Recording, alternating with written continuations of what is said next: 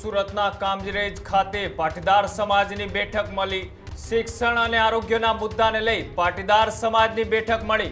કેટલીક પાટીદાર સંસ્થાઓ સરકારની ગ્રાન્ટોને લઈ દુરુપયોગ કરી રહ્યા હોવાની વાત પણ નવા પાટીદાર સમાજની પણ રચના કરવાની વાત છે તે અહીંથી મૂકવામાં આવી।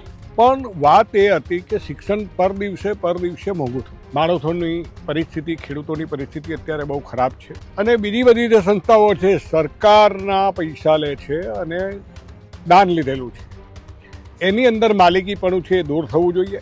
ચાલી શકે એટલી જ ફી લેવી જોઈએ, અમારો આ મુખ્ય મુદ્દો છે। શિક્ષણ સસ્તું મળે અને શિક્ષણમાં જે ખાનગીકરણ થઈ ગયું છે, મેડિકલમાં પણ ખૂબ ખર્ચાળ એટલે કે ખર્ચા ઘણા બધા કરવા પડે છે। ચર્ચા વિચારણા કરવામાં આખો વિડીયો જોતા પહેલા હજુ પણ અમારી ચેનલને સબસ્ક્રાઇબ નથી કરી તો યુટ્યુબ પર સબસ્ક્રાઇબ કરો અને ફેસબુક અને ઇન્સ્ટાગ્રામ પર ફોલો કરો।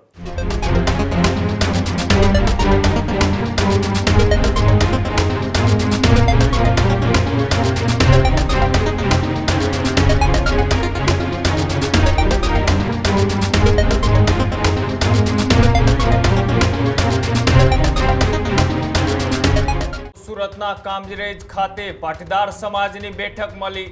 નિખિલ ડોંગા સહિતના પાટીદાર અગ્રણીઓ છે તે આ બેઠકની અંદર ઉપસ્થિત રહ્યા। શિક્ષણ અને આરોગ્યના મુદ્દાને લઈ પાટીદાર સમાજની બેઠક મળી। કેટલીક પાટીદાર સંસ્થાઓ સરકારની ગ્રાન્ટોને લઈ દુરુપયોગ કરી રહ્યા હોવાની વાત પણ આગેવાનો દ્વારા કરવામાં આવી। સાથે જ પાટીદાર સમાજના લોકોને શિક્ષણ અને આરોગ્યમાં નથી મળી રહ્યો લાભ, આવા સવાલ આ બેઠકમાંથી પાટીદાર આગેવાનો દ્વારા ઉઠાવવામાં આવ્યા। સાથે જ સમાજના નામે પોતાના સ્વાર્થ સાધતા પાટીદાર સંસ્થાના ટ્રસ્ટીઓ સામે પણ આ બેઠકમાંથી વિરોધ છે તે નોંધાવવામાં આવ્યો। પાટીદાર સમાજના લોકોને શિક્ષણ અને આરોગ્ય ક્ષેત્રે લાભ મળવો જોઈએ આવી વાત છે તે આ બેઠકમાંથી કરવામાં આવી। સાથે જ શિક્ષણ અને આરોગ્ય દિવસે ને દિવસે મોંઘું થતા લોકોની પરિસ્થિતિ છે તે પણ હાલ ખરાબ થઈ રહ્યા હોવાની વાત છે તે આગેવાનો દ્વારા કરવામાં આવી। સાથે જ જે રીતના અલગ અલગ આગેવાનો દ્વારા પોતાની વાત છે તે મૂકવામાં આવી હતી, એટલે કે ટૂંક સમયમાં જ નવા પાટીદાર સમાજની પણ રચના કરવાની વાત છે તે અહીંથી મૂકવામાં આવી। આ બેઠકની અંદર પાટીદાર સમાજના આગેવાનો અને ખાસ કરીને નિખિલ ડોંગા પણ આ બેઠકની અંદર ઉપસ્થિત રહ્યા હતા। આ બેઠકની અંદર સમાજના જે અલગ અલગ મુદ્દાઓ છે તેની પણ ચર્ચાઓ કરવામાં આવી અને સાથે જ શિક્ષણ અને આરોગ્યના મુદ્દાઓને લઈ સમાજના જ કેટલાક આગેવાનો અને ટ્રસ્ટીઓ ઉપર આ બેઠકમાંથી છે તે સવાલો ઊભા કરવામાં આવ્યા કે સમાજના ટ્રસ્ટીઓ એ સરકારમાંથી આવતી ગ્રાન્ટ છે તેનો દુરુપયોગ કરી રહ્યા હોવાની વાત છે તે પણ અહીંયાથી ઉઠી। સાથે જ સમાજની અંદર જે રીતના અલગ અલગ મુદ્દાઓ છે તેને લઈ પણ આ બેઠકમાંથી ચર્ચા છે તે કરવામાં આવી હતી। આ બેઠક બાદ આવનારા દિવસોની અંદર સમાજના શિક્ષણ અને આરોગ્ય ક્ષેત્રે એક નવી રચના કરવાની પણ વાત છે તે આગેવાનો દ્વારા કરવામાં આવી। શું પ્રતિક્રિયાઓ સામે આવી રહી છે, શું નિવેદનો કરવામાં આવ્યા, આવો તે પણ જોઈએ। આજનો મૂળ મુદ્દો એ હતો કે પબ્લિકના પૈસે કે દાનના પૈસે બનેલી જેટલી સંસ્થાઓ છે, અને હું પણ આજે મારો પરિચય મેં આપ્યો કે હું બી આજે 37,000 છોકરા ભણાવી ચૂક્યો છું।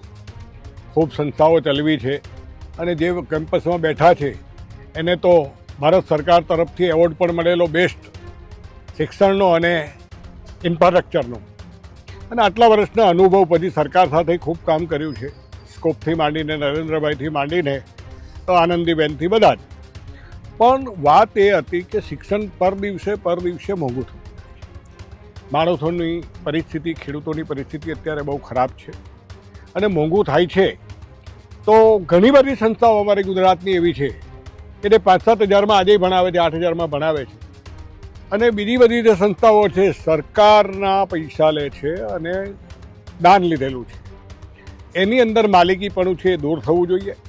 એની ફી છે એ વધારે લે તો સરકાર એને હસ્તગ્રસ્ત કરવી જોઈએ અને એની અંદર ન નફે ન નુકસાને ચાલી શકે એટલી જ ફી લેવી જોઈએ। અમારો આ મુખ્ય મુદ્દો છે અને આ મુદ્દો અમારા સમાજના 50 માણસને આજે અમે ફોન કરેલા અને ધન્યવાદ છે કે મારી વાત ઉપર આજે 70થી 75 માણસ 80 માણસો આવ્યા અને બધાએ પોતપોતાનો મંતવ્ય આપ્યો હોય બધાનો હું આભાર માનું છું. આજરોજ કે સાહેબના ફાર્મે કામરેજ ખાતે એક નાની એવી મિટિંગનું આયોજન કરવામાં આવ્યું હતું, જેમાં પાટીદાર સમાજના ઉત્કર્ષ માટે વાત કરવામાં આવી અને પાટીદાર સમાજના તમામ લોકોને શિક્ષણ સસ્તું મળે, શિક્ષણમાં બાળકોને વધારે ફી ન ભરવી પડે અને શિક્ષણમાં જે ખાનગીકરણ થઈ ગયું છે અને એમાં સરકાર હસ્તક્ષેપ કરે અને લોકોને સસ્તું શિક્ષણ મળે એ માટેની ચર્ચા કરવામાં આવી. બીજું, મેડિકલમાં પણ ખૂબ મુશ્કેલીઓ છે. પાટીદાર સમાજના કે અન્ય તમામ સમાજના લોકોને મેડિકલમાં પણ ખૂબ ખર્ચાળ એટલે કે ખર્ચા ઘણા બધા કરવા પડે છે, એમના પણ ચર્ચા વિચારણા કરવામાં. આમ પાટીદાર જે સમાજ છે એના ઉત્કર્ષ માટેનું આજે અહીંયા ચર્ચા વિચારણા કરી અને મિટિંગનું આયોજન કરવામાં આવ્યું. ત્યારે જ ન્યૂઝરૂમ ગુજરાતની યુટ્યુબ ચેનલને સબસ્ક્રાઇબ કરો અને ઇન્સ્ટાગ્રામ અને ફેસબુક પર ફોલો કરો.